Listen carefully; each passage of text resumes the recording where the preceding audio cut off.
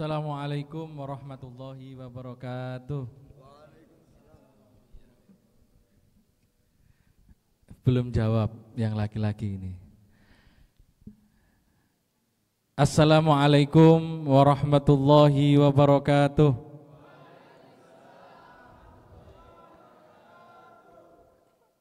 Alhamdulillahirabbil alamin wassalatu wassalamu ala asrofil anbiya'i wal mursalin wa ala alihi wa sahbihi ajma'in, amma ba'du. Hadratal muhtaramin, para alim, para ulama, para kiai, wabil khusus panjenenganipun Abah Dwi. Ini kita panggil Abah sekarang. Ini sahabat saya, mulai dari hidup yang tidak punya arah sampai sangat terarah. Ini luar biasa, kita kasih aplaus dulu untuk beliau. Melihat apa yang sudah disampaikan beliau ini kan menggugah kita semua untuk salah satu jalan menuju surga itu rupanya ber-PMII. Lah ini Mas Dwi ini, jalannya Mas Dwi, ya nanti saya jalan yang lain. Ketua Rayon yang kami hormati dan seluruh alumni, ini luar biasa. Saya kira yang menjadi resahnya Mas Dwi itu adalah hampir lebih banyak alumninya daripada kadernya. Ini kan menjadi problem. Saya kira itu ya, itu yang menjadi harus difikirkan. Dan seluruh sahabat-sahabat, kader-kader Sunan Bonang yang dirahmati oleh Allah. Sebenarnya bukan mau idoh ya, nanti kita membacakan beberapa hadis, setelah itu kita selesai.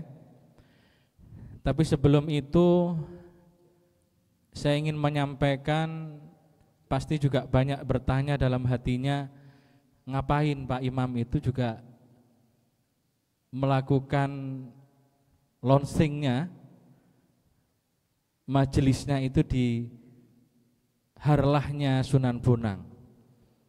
Ini pasti ada yang bertanya, cuma enggak berani gitu. Ini ada satu rentetan perjalanan sebenarnya sudah jauh. Sekitar 1 tahun yang lalu, ini panjenengan boleh percaya, boleh tidak percaya. Karena ini masuk dalam kesadaran spiritual. 1 tahun yang lalu, saya bermimpi didatangi oleh salah satu wali yang di Pasuruan, yang kita kenal dengan Mbah Hamid Pasuruan. Itu saya digerujuk air, apa digerujuk air apa ya? Bukan disiram, tapi saya suruh, mulut saya suruh mangap, apa mangap ya? Buka gitu ya, suruh buka, setelah itu saya dikasih air sama beliau. Tapi ngimpi ya, dikasih air, sampai saya hampir tidak bisa bernafas. Setelah itu saya bangun. Itu saja mimpinya. Setelah itu saya tidak bisa tidur. Apa makna daripada itu? Maka setelah itu saya mencari santri-santri beliau, santri-santri sepuhnya beliau. Nah, akhirnya saya ketemu dengan salah satu santri beliau di Poncokusumo. Beliau sudah sepuh. Saya sampaikan berita ini, saya sampaikan mimpi ini, apa makna daripada itu. Setelah saya sampaikan, apakah itu menjadi satu isyarah untuk bagaimana ketika kita mendapatkan ilmu, jangan pernah didiamkan, tapi harus dialirkan. Ketika itu tidak dialirkan, itu akan menjadi problem dalam hidup kita. Air yang saya dapat air itu, saya anggap itu adalah ilmu. Saya sampaikan itu, beliaunya diam agak lama. Saya itu menyampaikan itu adalah kebenaran. Maka apa yang sampean miliki sampaikan sebisanya. Maka dari situlah saya mulai mau. Acara ini saya mulai mau. Setelah saya runut lagi, kiai saya dulu di pesantren, itu aslinya Malang, mondoknya rupanya di Al-Maghfurullah Kiai Muhsin Syafi'i, Mabul.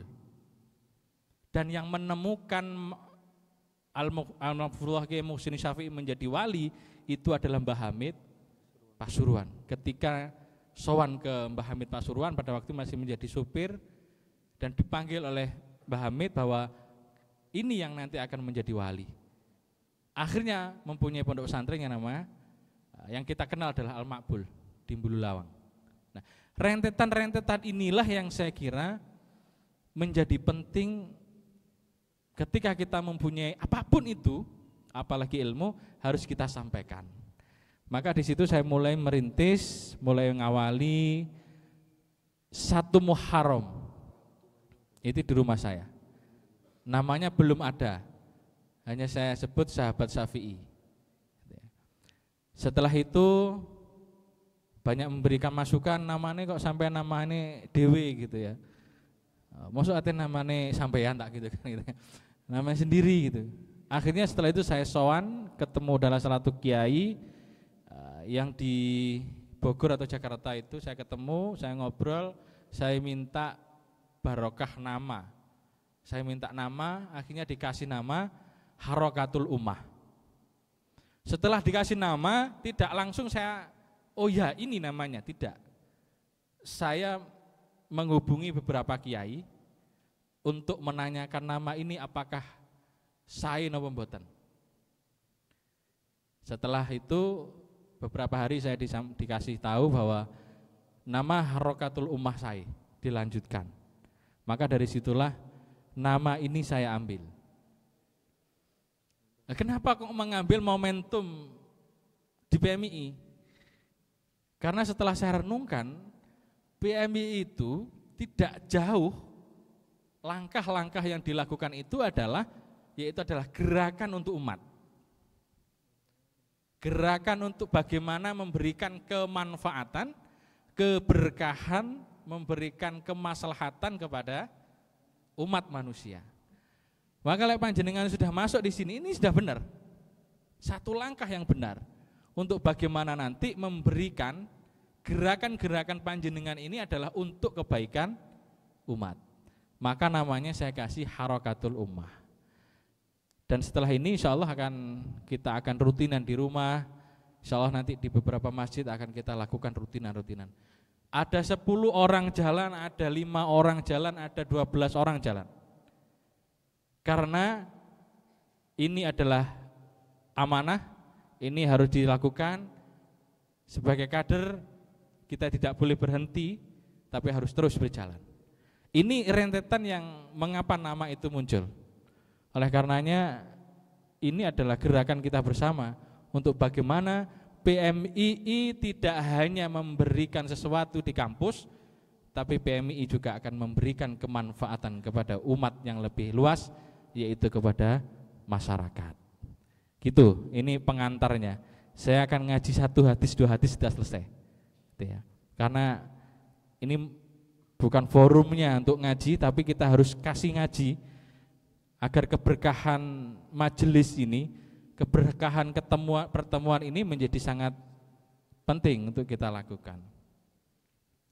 Yang ngantuk bisa tidur ya, nggak apa-apa. Ada satu hadis yang saya kira ini penting di dalam bagaimana kita mengarungi hidup. Khoslatani la syai'a afdalu minhumal imanu billahi wa naf'u lil muslimin. Ada dua perkara yang itu tidak lebih utama minhuma dari keduanya itu, yaitu adalah yang pertama al-imanu billah, yaitu adalah iman kepada Allah. Iman itu bagaimana iman itu? Tasdiqu bil qalbi, terus Iki fa'i ya. Ah? Tasdiqu bil qalbi. Ah? Kita membenarkan dalam hati, setelah itu qaulan bil lisan, kita ucapkan dengan lisan, dan kita mengamalkan dalam perbuatan. Kalau kita mengatakan beriman kepada Allah, salah satu buktinya adalah kita melakukan satu pertemuan yang di dalamnya untuk mengingat Allah, yang di dalamnya itu adalah taqarrub ilallah. Ini satu bukti juga bahwa kita itu beriman. Jangan sampai dalam hati panjenengan iman kepada Allah, mengatakan iman kepada Allah, tapi perilakunya itu tidak beriman kepada Allah. Contoh ini apa enggak beriman? Saya kemarin dari jalan-jalan dari Banyuwangi, ada acara di sana, nyampe Malang itu jam 2:30, jam 3. Setelah itu nyari rawon di Soekarno-Hatta. Nah, nyari rawon di sana. Lah rupanya yang beli ini dahsyat ini. Banyak yang pakai mobil di situ rupanya, di pinggir jalan Suhat itu loh. Saya tahu pernah beli di situ enggak? Nah, di Pizza Hut. Ini kayaknya nganu nih, pejalan malam ini. Ini tahu jalan-jalan malam yang rupanya di situ banyak pembelinya. Dan pembelinya banyak yang pakaiannya belum jadi gitu ya. Jadi ya masih belum jadi, yang perempuan-perempuan masih tahu. Nanti sekali kalau penasaran, saya mau pengen lihat Pak, yuk lihatan sendiri. Di situ masa anak-anak muda itu ramai sekali, itu beli rawon itu. Saya juga enggak berpikir untuk suudzon ya. 2:30 dari mana saya enggak tahunya lah itu. Saya enggak mau suudzon itu, 2:30 jam 3 itu kok ya paling baru beli sayur kira-kira gitu ya, jam 3 untuk masak gitu ya, atau pulang dari zikiran lah kira-kira itu ya. Nah, oleh karenanya iman itu tidak cukup untuk sampean ucapkan saya beriman Pak, tidak cukup. Beriman itu ya dalam hati, ucapan panjenengan dan perilaku panjenengan itu juga menunjukkan bahwa beriman kepada Allah. Ini penting, walaupun fa'i masa mondok 15 tahun kena udara Malang itu bisa masuk angin loh ya, Mbak. Hati-hati, masa yang mbak-mbaknya ini, saya sudah mondok 25 tahun Pak. Tapi kalau ke Malang enggak hati-hati sampean, baju bisa salah pakai nanti ya. Nah, yang berikutnya, hal yang kedua adalah wan naf'u lil muslimin. Ini hadis saya cukup, kita tutup ini cukup ini. Ya. Wan naf'u lil muslimin, yaitu adalah memberikan kemanfaatan kepada muslim lain atau sebanyak-banyak orang muslim. Nah, ini harokatul ummah, pergerakan mahasiswa itu juga harus memberikan kemanfaatan kepada umat. Bagaimana caranya? Di sini dijelaskan bil maqali, dengan ucapan panjenengan. Ucapannya paling gampang begini, paling gampang. Ucapan itu. Misalkan ada masyarakat yang butuh informasi. Misalkan tentang anaknya mau kuliah, kasih penjelasan yang baik.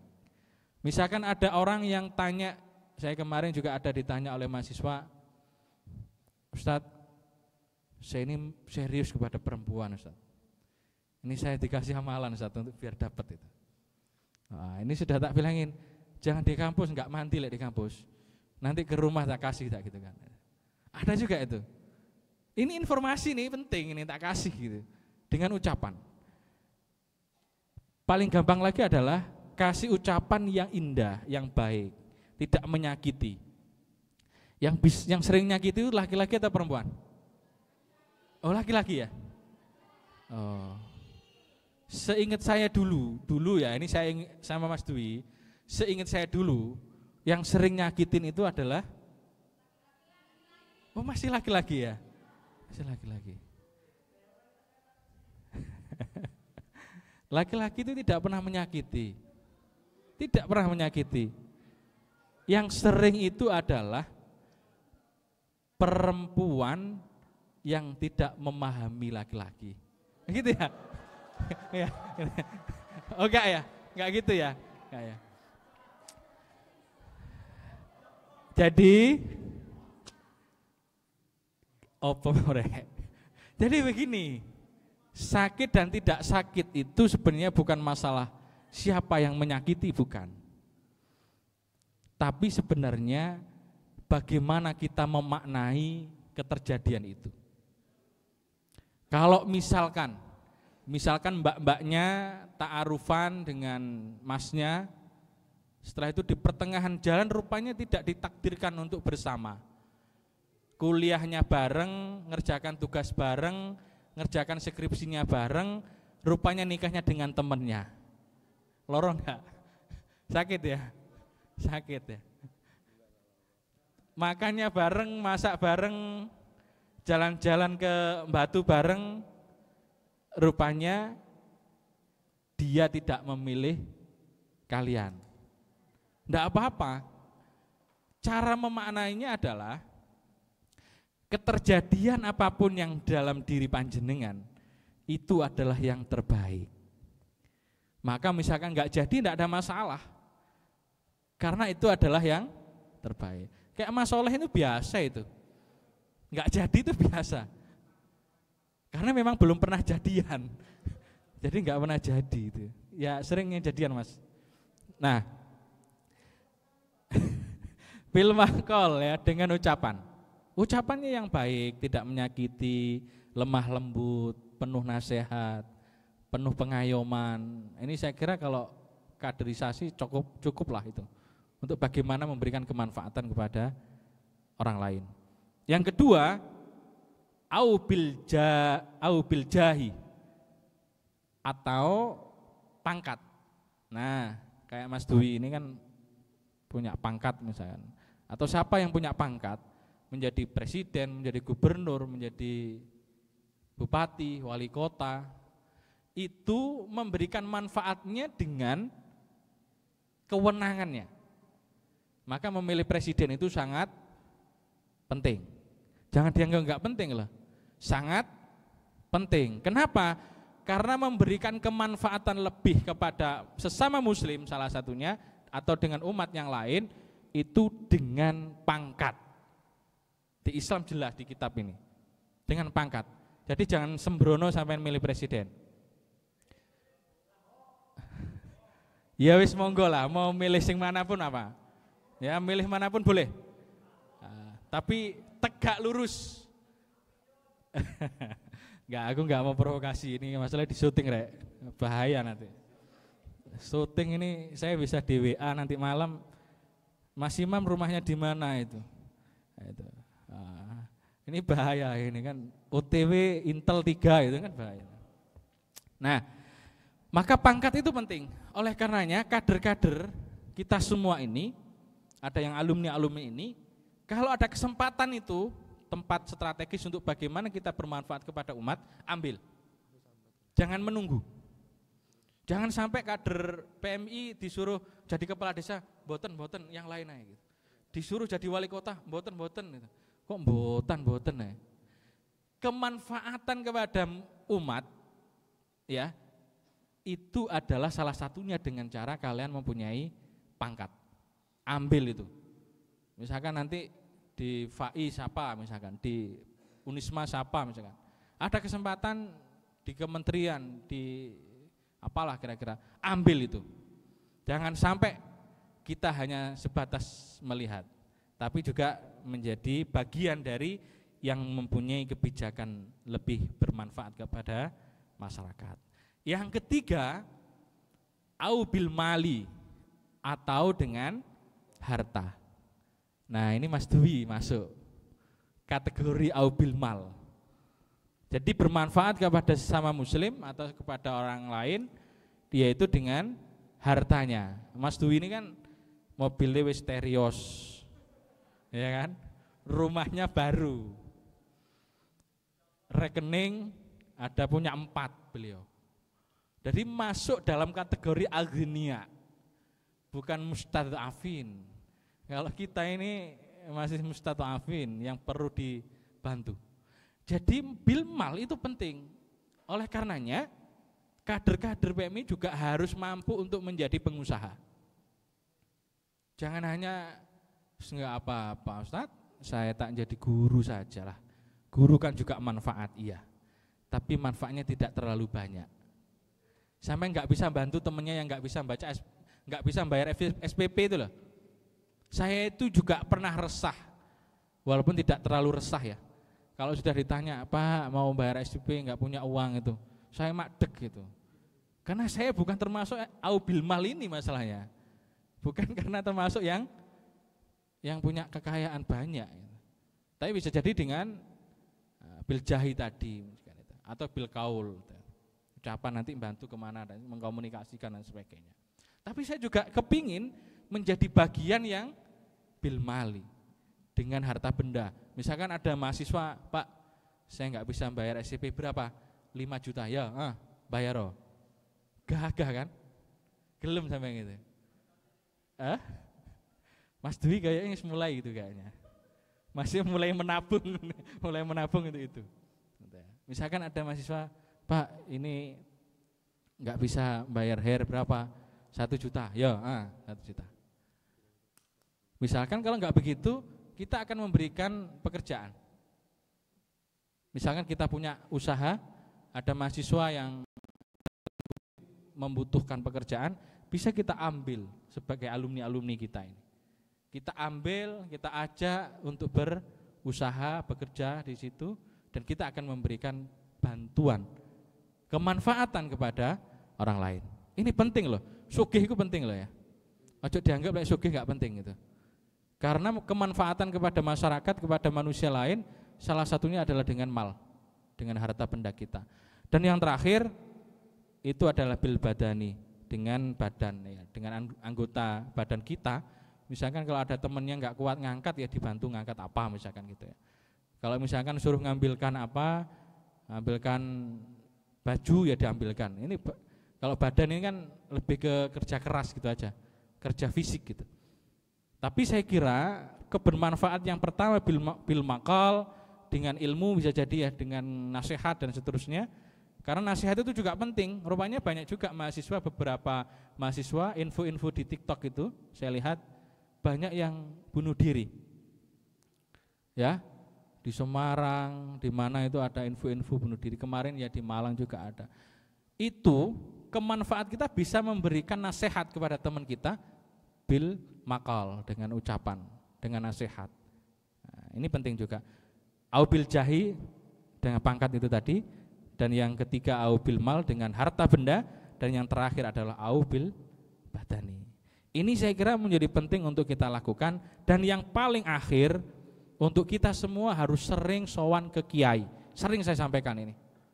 Lunggu-lunggu dengan kiai, duduk-duduklah dengan ulama, duduk-duduklah dengan kiai. Karena kalau mahasiswa sudah tidak mau sowan ke kiai, ya minimal sowan ke OTW kiai bolehlah. Nek duduk kiai ya sing OTW kiai lah, menuju ke menjadi kiai boleh. Kenapa? Karena kalau sampean duduk dengan kiai, ini ya saya bacakan.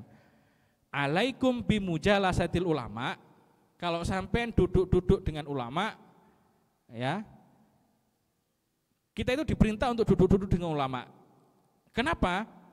Wastimai kalamil hukama, dan dengarkanlah kalam-kalam hikmahnya. Kalam-kalam hikmahnya. Kalau sampai duduk-duduk dengan ulama, duduk-duduk dengan kiai, terus panjenengan mendengarkan kalam-kalamnya, dawuh-dawuhnya, pasti sampai akan merasakan kedamaian dalam hidup. Sampai akan merasakan bagaimana bisa dekat dengan Tuhan. Bagaimana sampai dalam kehidupan yang susah, tapi mampu menerimanya dengan kesabaran. Kenapa? Karena kita dekat dengan ulama, karena kita dekat dengan kiai. Dengan dekat dengan kiai, duduk dengan kiai, kita akan mendapatkan nasihat-nasihat baik, dawuh-dawuh kiai yang baik, maka dalam kehidupan kita akan mendapatkan kebaikan. Yang paling akhir tak tambah dikit, fa innallaha ta'ala yuhyil qalba al-maita binuril hikmah. Maka sesungguhnya menurut Allah itu hati ini mati, ya. Hidupnya hati ini itu ya. Al-maita binul hikmah, yaitu dengan cahaya hikmah. Yaitu adalah ail ilmi nafi'ah, ya ilmu yang bermanfaat. Seperti kama yuhil ardha al-maitata bima'il matar. Seperti air hujan yang turun yang memberikan kesegaran kepada tanah yang gersang. Maka hati ini jangan sampai kita kotor, mati. Caranya bagaimana? Yaitu adalah dengan binuril hikmah, dengan cahaya ilmu, ilmu yang bermanfaat. Ilmu yang bermanfaat itu apa? Ilmu yang menuju kepada Allah, ilmu yang mengajak mendekatkan kepada Allah. Itu namanya binuril hikmah. Tapi kalau sampai sowan kiai tapi kok tambah jauh dengan Allah, ya itu bukan binuril hikmah. Maka kalau kita pingin hidupnya enak, tenang, damai, cukup, dikit banyak cukup, maka dekatlah dengan ulama, dengan kiai. Mas Rayon harus bisa dijadwalkan sesekali sowan ke kiai mana, ke kiai mana, ke kiai mana. Bareng-bareng. Sampaikan kepada yai, yai minta doanya, minta restunya, kami dari ini mohon doanya. Dengan begitu akan diberikan nasihat-nasihat, dan nasihat-nasihat itulah binuril hikmah yang akan menghidupkan hati-hati yang mati, yang seperti kita ini. Maka dengan begitu kita dekat dengan ulama, dengan kiai, hormati ulama. Dengan begitu kita akan selamat dunia dan selamat akhirat. Saya kira itu pengantar, nanti monggo kalau yang longgar kita diskusi santai-santai, ngaji santai di rumah saya, insya Allah yang rutin setiap 1 bulan sekali di Sabtu Pahing. Di Sabtu Pahing. Kenapa Sabtu Pahing? Nanti tak jawab ke pertemuan berikutnya. Kurang lebihnya mohon maaf. Untuk doa mohon nanti Al-Mukarram Al-Hafidh Ustadz Dayat dari Singosari. Ini monggo nanti doanya. Kurang lebihnya mohon maaf. Akhirul kalam wallahul muwaffiq ila aqwamit thoriq. Assalamualaikum warahmatullahi wabarakatuh. Terima kasih kami haturkan kepada Bapak Dr. Imam Syafi'i MPDI atas materinya.